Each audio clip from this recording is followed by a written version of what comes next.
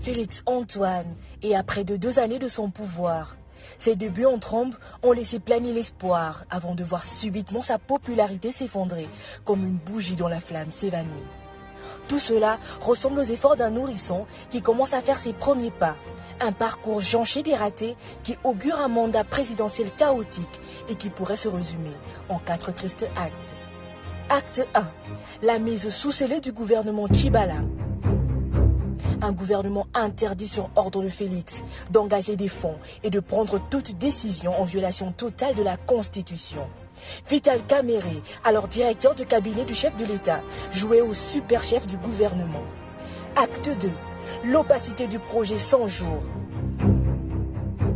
Les ministres du gouvernement Tchibala en sont tous écartés.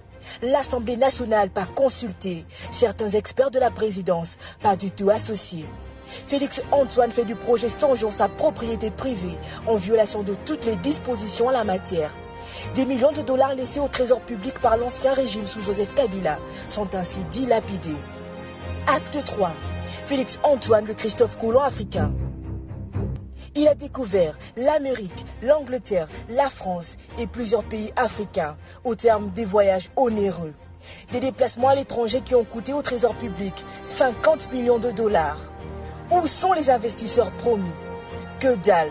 Aucune entreprise créée jusque-là. Promesse sur promesse.